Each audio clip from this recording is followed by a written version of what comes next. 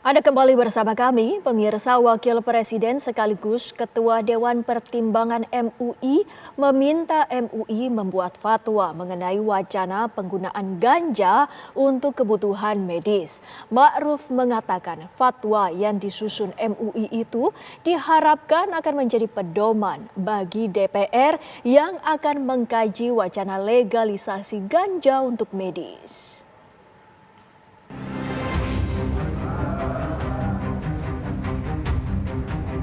Wakil Presiden Ma'ruf Amin meminta Majelis Ulama Indonesia (MUI) mengeluarkan fatwa baru mengenai penggunaan ganja untuk medis.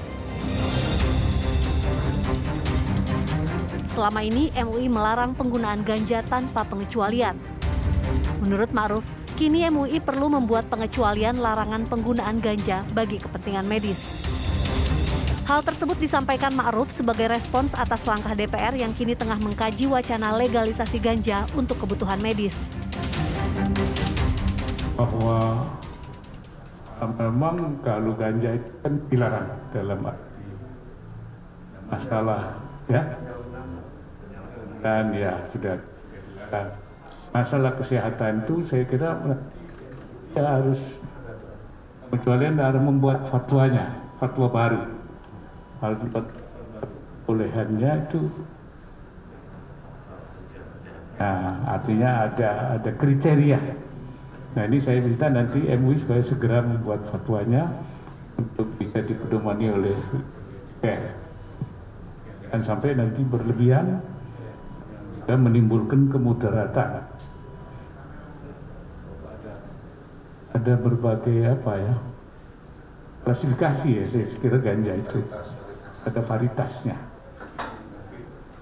Saya MUI nanti membuat fatwa yang dengan varietas daripada ganja itu.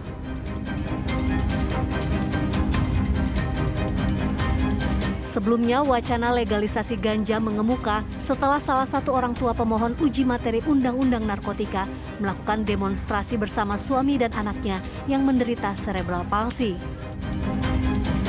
Menurutnya, sampai saat ini treatment yang paling efektif untuk mengobati penyakit anaknya itu adalah dengan menggunakan minyak biji ganja. Dari Jakarta, Anggada Agung, TV One mengabarkan.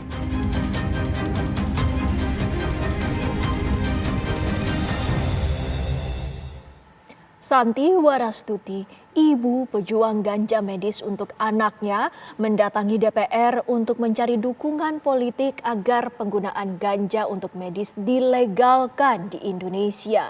Santi Warastuti berharap MK segera ambil putusan untuk legalkan penggunaan ganja sebagai pengobatan.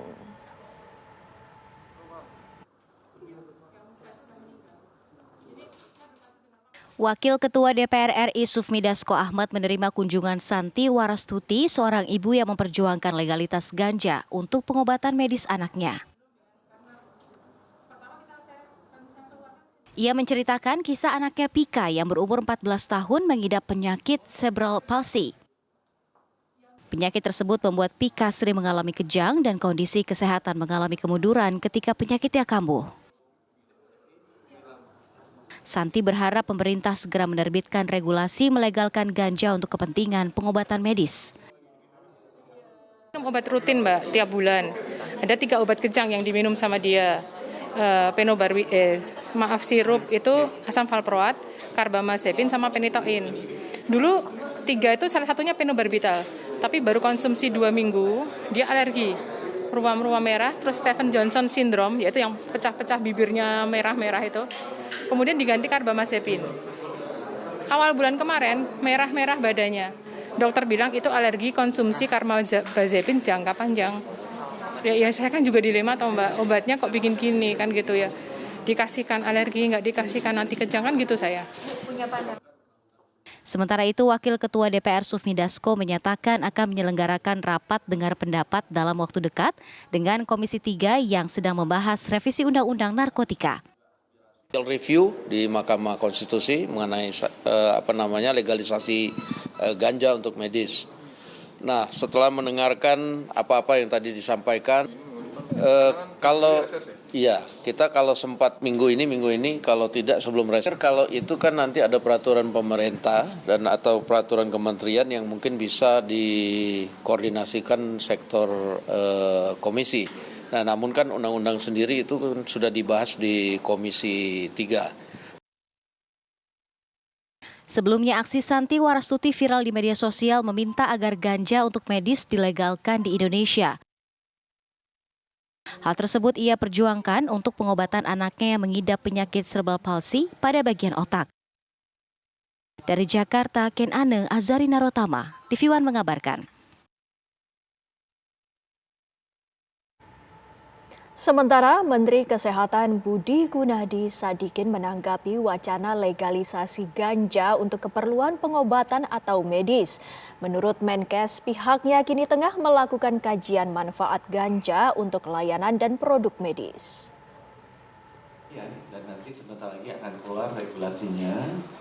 Untuk kebutuhan medis, morfin aja itu lebih keras dari ganja. Tapi dipakai untuk medis. Tinggal masalah bagaimana kita mengontrol untuk fungsi-fungsi penelitian, dan nanti kalau sudah lulus penelitian, produksinya juga harus kita jaga sesuai dengan fungsi medisnya.